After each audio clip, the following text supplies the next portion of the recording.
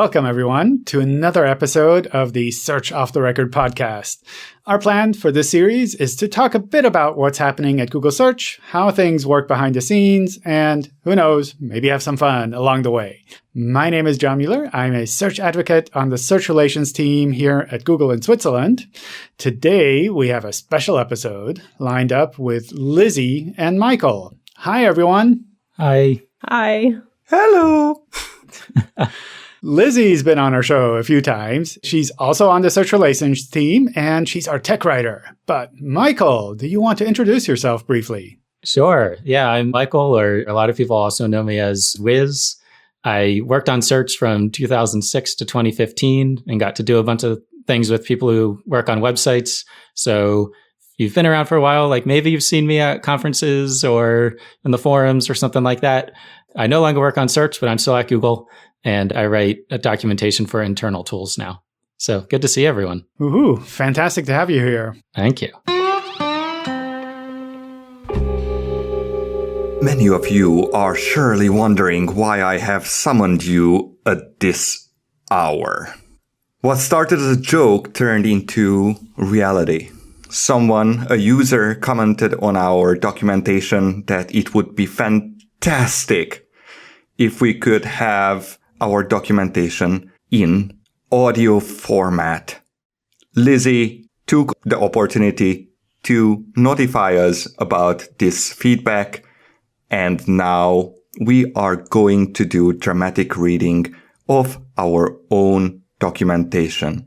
And the very best place to start with this journey is our SEO Starter guide. How do I get my site on Google? Inclusion in Google search result is free and easy. You don't even need to submit your site to Google. Google is a fully automated search engine that uses web crawlers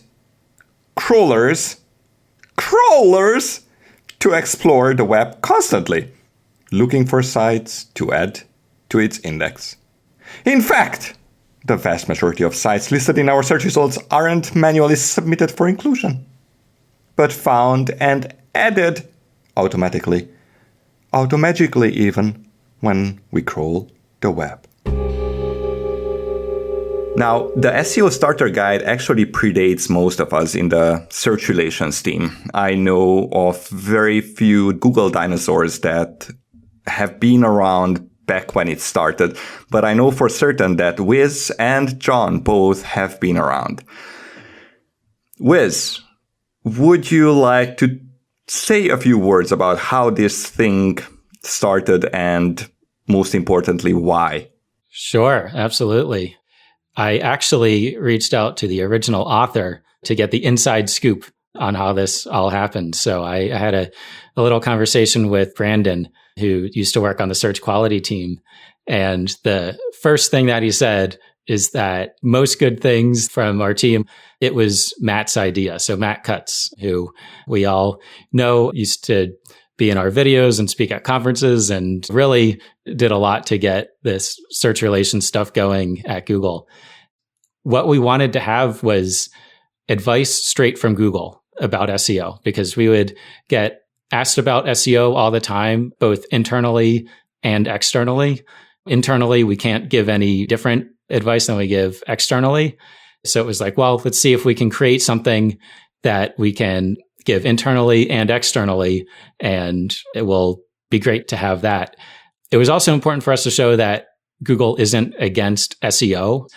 Sometimes we get questions about that, and we weren't. If it's done well, this is what we wanted to show, the best practices.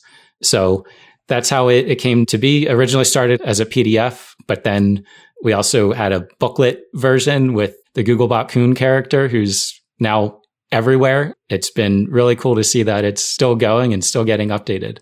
I totally remember the booklet. I think we had a bunch of those printed as well, and we brought them to conferences, right?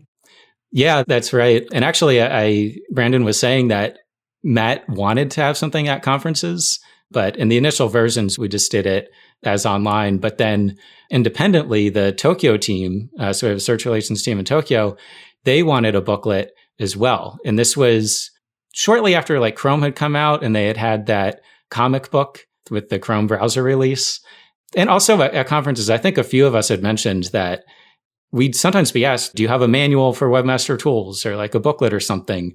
And we would sometimes be like the only booth that didn't have anything to hand out. Like everyone else had all this swag and printed materials to give out. So anyway, eventually we, thanks to the Tokyo team, ended up doing the guide and a printed version. And with that, got the illustrations of the great Googlebot Kun character that we have now. Oh, yeah. That was, I think, like the beginning of the Googlebot character.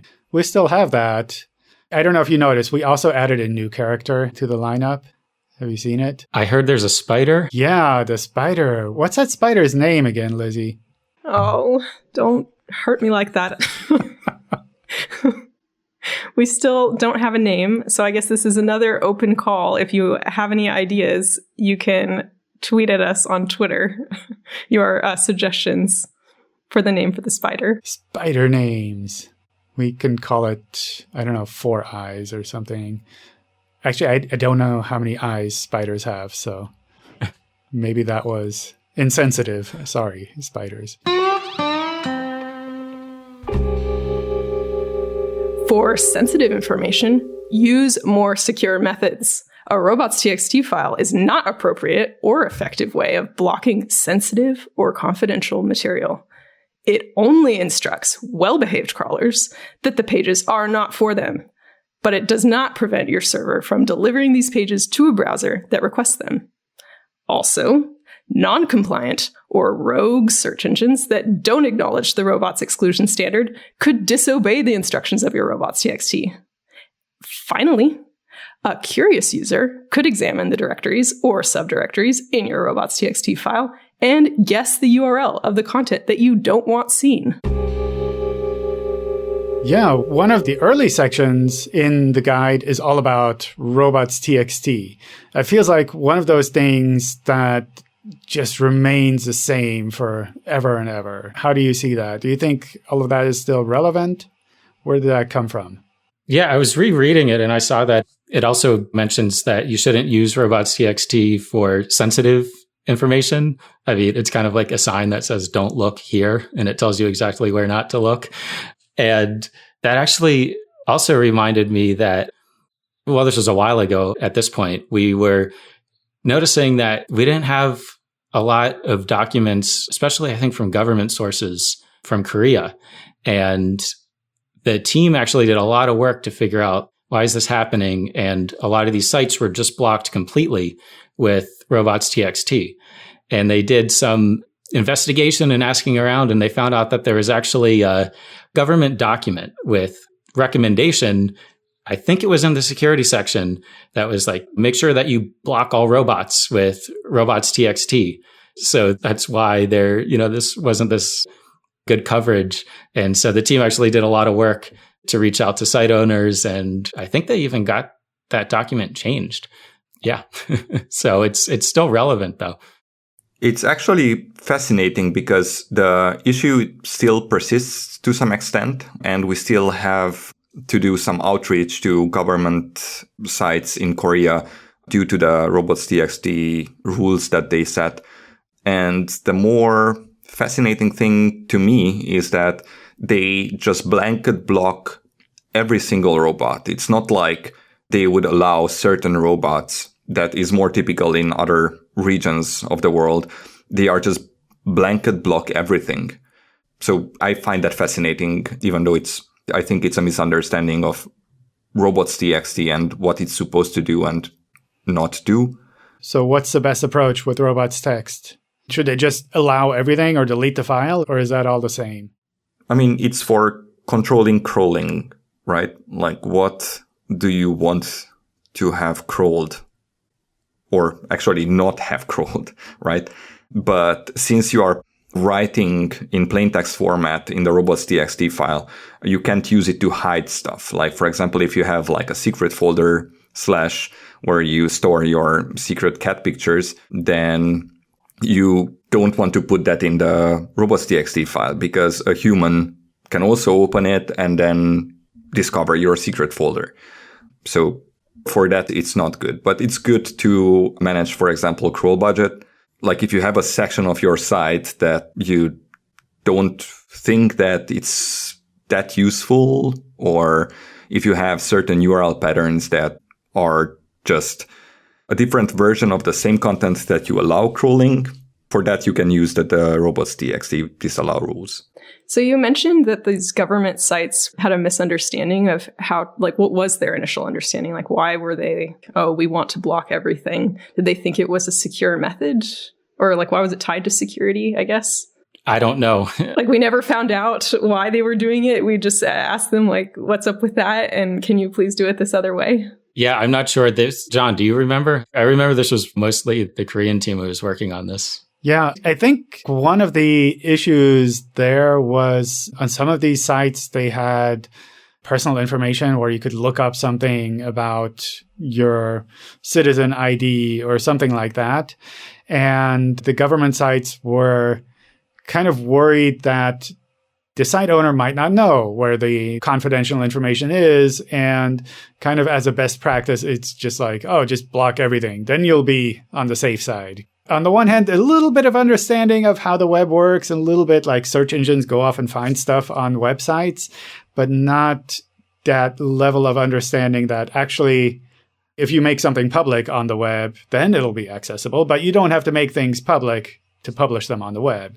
You can put them behind a login. You can kind of lock them down in more legitimate ways. So it's kind of almost like a feeling that, well, these site owners don't really know what they're doing, therefore they should just block everything, which then, of course, leads to a situation that nobody can look up anything about that site. And it's like, where can I look up local government information? And it's like, well, it's nowhere.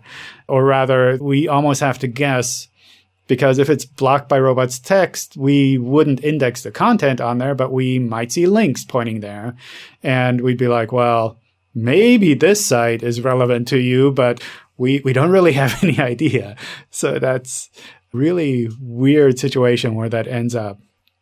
I think also in Korea, there was kind of a unique situation with the search engines in general, because the other internet sites there were more directory type sites where people would explicitly list websites rather than them going off and crawling the web to find stuff. Yeah, I think I remember that same idea about, I forget if it was like forums or portal kind of format, which is maybe why the issue wasn't so obvious in the local markets, unless you used a search engine that actually goes out and crawls.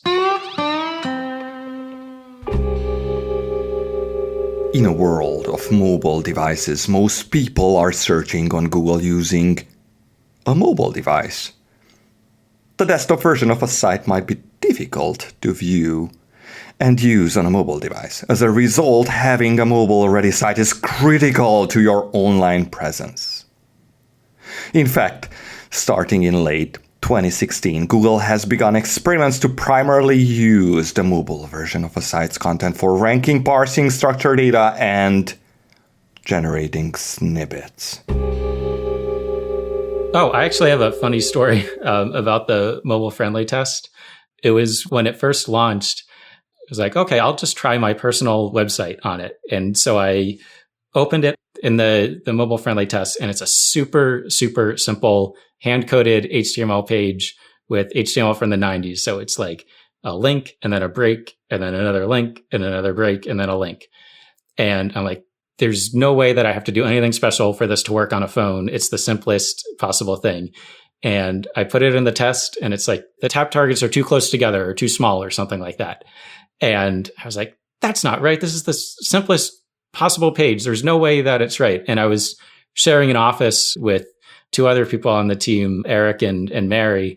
And I said, the test isn't right. Like, it's saying that this very simple page isn't working. And it says that the tap targets are too close together. And I'm like, look, let me show you that it's wrong. It's the simplest page. And so I opened up my phone and I opened up my homepage, and I'm like, look, so if I just want to tap on this link here to my blog, and I went to tap and I completely missed the link and I ended up on the wrong page. And so that was a pretty humbling moment where I was like, oh, I guess the test is right. We're all good. It's so cool. All of the mobile friendly stuff that we had there and kind of the guidelines in general for mobile. It's funny, some of the first SEO conferences I went to, I was like, well, we have all of this mobile stuff. And people in the audience were like, but these phones is like, people are never going to use phones to access the internet. Come on. Way too annoying to use these small devices to access the internet. I don't know. It just felt so interesting to have all of this information there so early. And essentially over time, we didn't end up changing too much. Like most of that just ended up working well with mobile phones. So that's pretty cool. Well, I guess apart from the feature phone stuff, where we still have some of that in our docs every now and then, but I imagine nobody actually has these phones anymore. So what's up with feature phones, by the way? I don't know. I mean, it's probably not that they broke or that the batteries are empty now because they're pretty robust, right? So it's like my old feature phone compared to my smartphone, the display is still okay and the case is still okay. Wait, are you still using it? I have it in a drawer, and I was like, every now and then I'll look through my drawers and it's like, I need to throw out some old stuff. And I'll be like, oh, but this feature phone, it could probably still work if I charged it up. Imagine if the apocalypse came and smartphones no longer worked. I would be the only one with internet access. Probably not. No? I mean, the Edge network was turned down here a few months ago. Oh my gosh. So you're saying I'm keeping it for nothing? That's terrible. Yeah. So I shouldn't optimize my site for feature phones? Ask yourself, does it spark joy? Probably.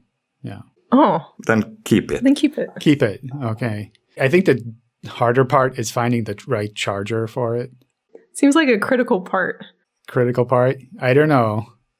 Every now and then I get tempted to take a photo of the Google homepage on a feature phone just to show that it still works, but maybe it doesn't work anymore. It's just like keeping it for nothing. So awkward.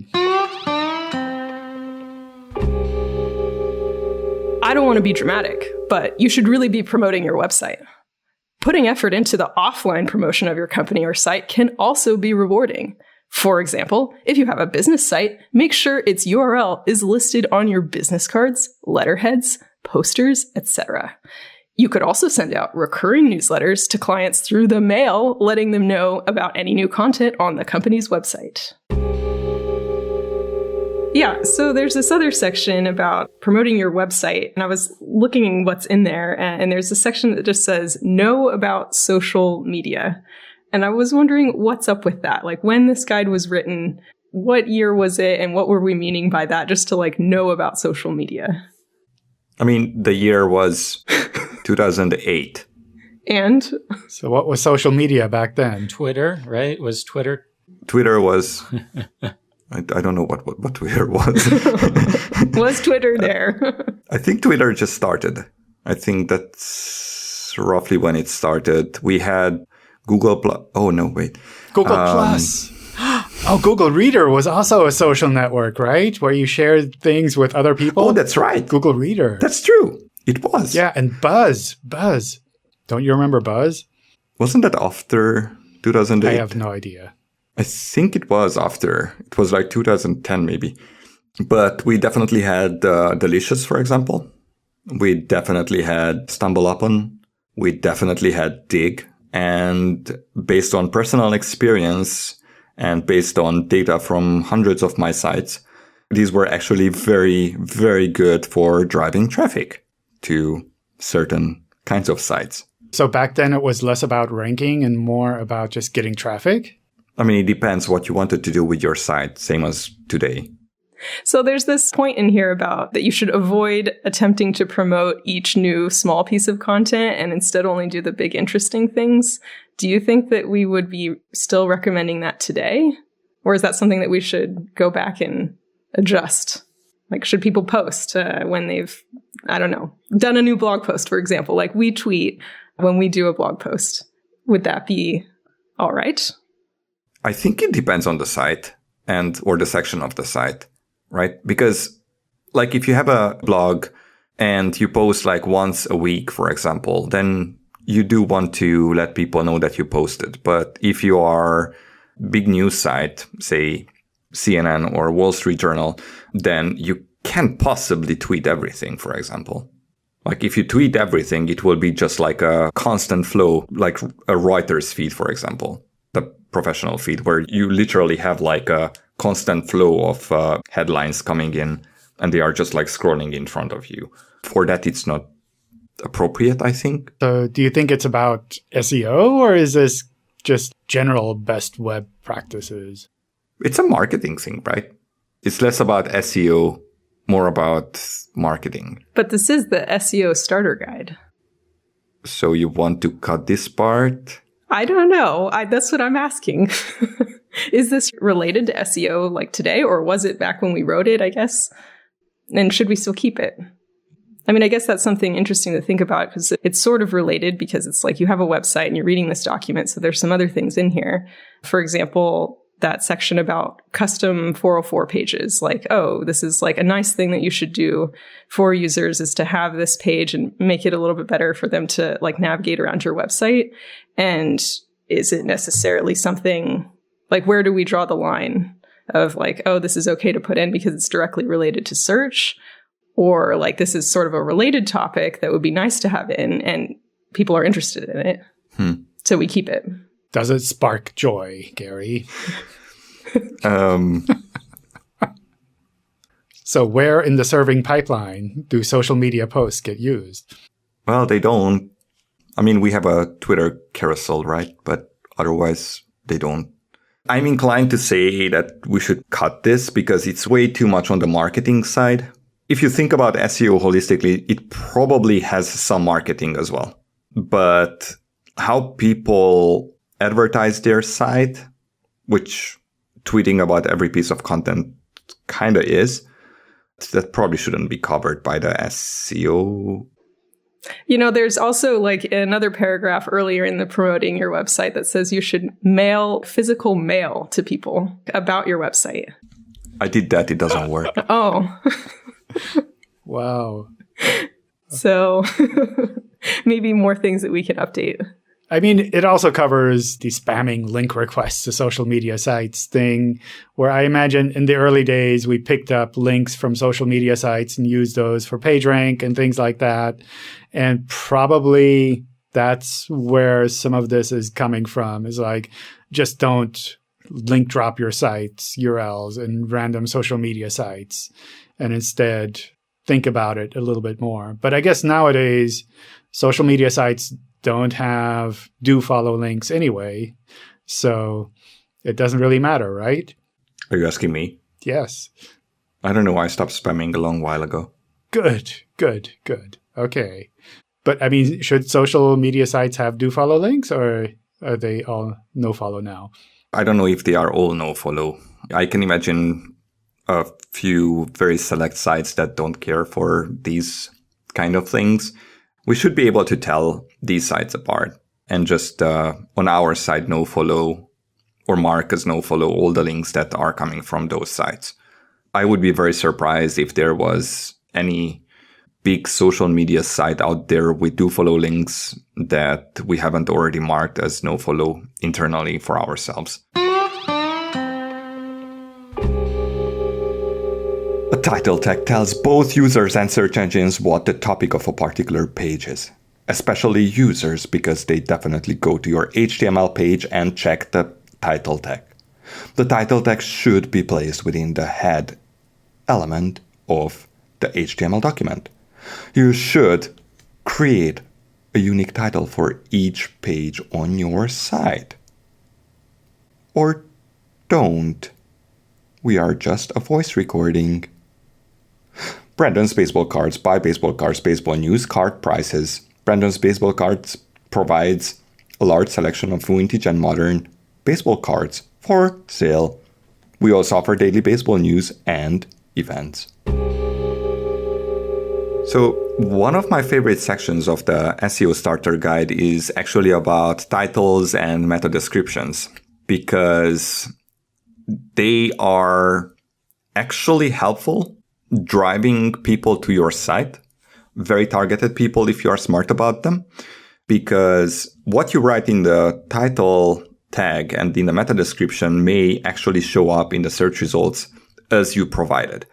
And we've seen this happening on our own sites, like the Search Central site. What's our site called? Google Webmaster Central site search. No.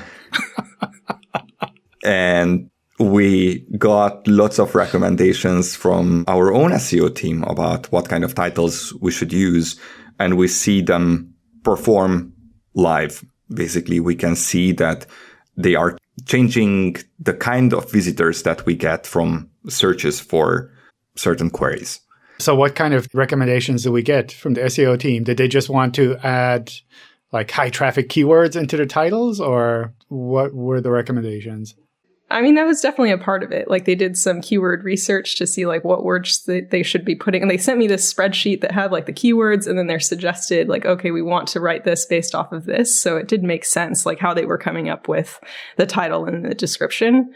They also had some interesting style choices, like capitalize every word.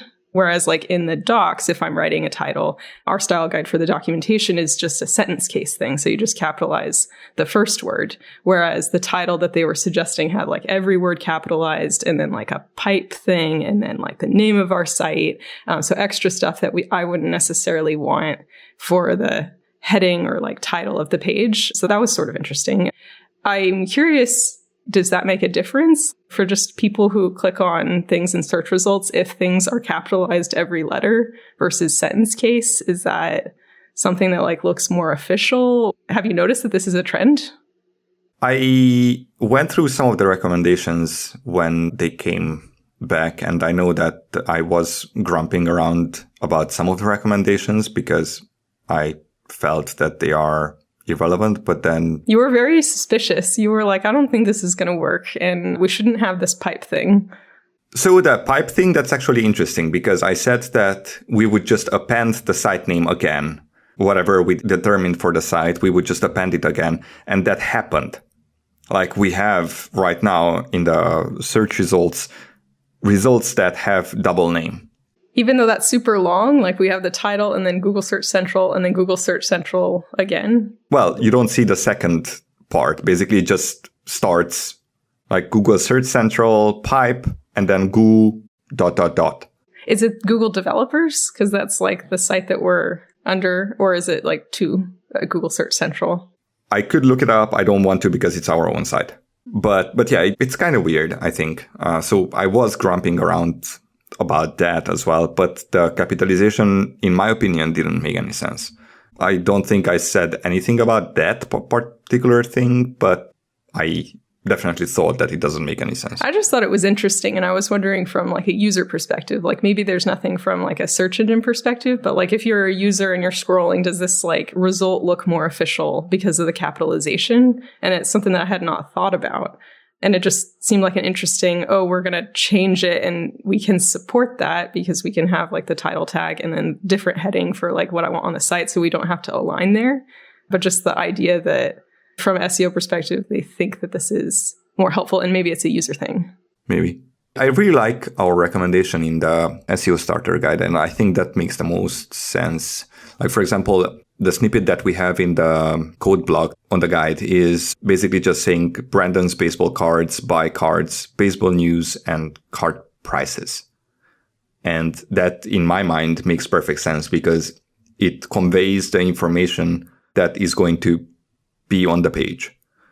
I do have one question, though, and that's the name of the site and where it comes from. Because throughout the guide, we get to see information about Brandon's baseball cards, and I have no idea what that is. I mean, I know what baseball cards are, but not what the site is. Yeah, this was actually a little controversial or questionable when we were writing the guide. So it's called Brandon's baseball cards because Brandon was the original author of the guide, and he was trying to think of a topic, and baseball cards happened to be his childhood obsession. But at the time, again, I think we're talking 2008, baseball cards weren't really popular. It seems like they were well past their peak in terms of popularity. And there was some question is like, is this really going to translate well to other regions? So when I was talking to Brandon recently, he's like, now there's NFTs and physical sports cards are trading for record highs. And so he said that he feels a bit vindicated. Still relevant. Yep. But does the site actually exist? The domain is registered and it redirects to a pretty good search engine. My favorite search engine. Pretty good search engine. Is it Steve? Oh, you're not talking about Steve then. The Steve search engine. Yeah. I think that's pretty cool. It's also cool, I think, that the site exists, because otherwise I'm sure random people will be like, oh, Google is linking to this baseball card site. I'm going to just reserve that domain name. I mean, not that people just go off and reserve domain names for random reasons. Yeah, it never happened before. Yeah, I totally don't do that every month. I have so many random domains that I bought as like a joke for like a one-off thing. And then every time it comes up for expiration, I'm like, well, what if somebody parks it? Or what if I, want to use it? Or I think I linked to this at some point in a blog post, and, should I go back and delete the link? Or no, I can just renew the domain. And so this is now like over a decade later for some of these domains. And so it's hundreds of dollars on one-off jokes in this like recurring billing situation that I need to get myself out of. Yeah, but when you consider the value of domain age in Google search, Oh, why would you do that? I thought it was really fresh content that we want. Oh no, the really old content. Why? Let's fight it. You too. Gary, you should do a session on domain age and authority on ranking. Or, not. Creating compelling and useful content will likely influence your website more than any of the other factors discussed here. Users know good content when they see it and will likely want to direct other users to it. This could be through blog posts, social media services, email, forums, or other means. Organic or word of mouth buzz is what helps build your site's reputation with both users and Google, and it rarely comes without quality content. I was reviewing the guide since you asked me to be on the podcast, and I was reading through it, and I realized a lot of this stuff, like writing for users or, don't deceive search engines, is just really evergreen. Like the advice doesn't change. Especially with writing for users, I was thinking about, I used to go to in-person events when that was a thing. And my favorite part was always if we would do an in-person one-on-one site clinic. So you're literally sitting at a table and someone comes up and you pull up their site on a laptop and take a look at it. And so many times someone would pull up their site and I'd open it and I'd stare at the homepage for a minute and I'd read it and it would say something like, we provide innovative solutions in pigmented liquid to enhance the aesthetics of residential living. And I'd be like, okay, all right. And then I would have to look at the site owner and kind of admit like, so I don't really know what your site is about. Like, what do you do? And they would say, oh, I'm a house painter. And I was, oh, okay. Put that on your site. That's what users will be searching for. And that's what users will understand. Now I'm a tech writer at Google and I've realized like writing is hard. Lizzi, I don't know if you've had the same experience, but I found that if I start with writing, I'll end up writing in this like really complicated language that's hard to understand. But then if I'm explaining to someone in a meeting what this tool is about or something like that, all of a sudden it's super easy to understand. And I just go and I delete my draft and I write it out in plain English. No, I totally relate to that. And I did not know you were a tech writer now until this moment. I feel like a connection. His sudden connection. Yeah, I am. I can totally see that happening too. And sometimes I do that with engineers, just like, let's have a meeting and you tell me, explain verbally, and we'll write it down live together. And it comes out so much better than if they were to try to write it down and then it's just a jumble of words verbally. Like, you can tell someone to write how you speak, but it's hard when you're staring at a blank Google Doc and you sort of have this like other voice. Yeah. When you're writing like that. And it's hard to break out of that. Yeah, definitely. And I think it's also interesting that this is another one of those recommendations that can also be a little bit outside of SEO. And it's kind of something that you should do anyway, even if search engines don't exist. Because I mean, you might have like the perfect title and meta description and that shows up in the search results. But if someone clicks through to it and then they get to your page and, at that point, SEO is kind of over, they're on your page. But if they don't understand what your site is about, are they going to really sit there and try to figure it out? Or are they just going to click back and go on to the next thing? You bring up a good point because you said perfect titles and descriptions and like perfect for who? The search engine or the user? Because that was some of our feedback that we had when we were given the suggestions for what to put in our documentation for the titles and descriptions. Some of them were just like a jumble of keywords, just like mashed together. And okay, if you were to think if you're a user looking at that in search results, would that make sense? It's just like a bunch of random words. So it does seem like there's a balance of like perfect for who. Yeah. I'm a big fan of writing for users, not search engines. I believe that's in our guidelines. Focus on the user and all else will follow.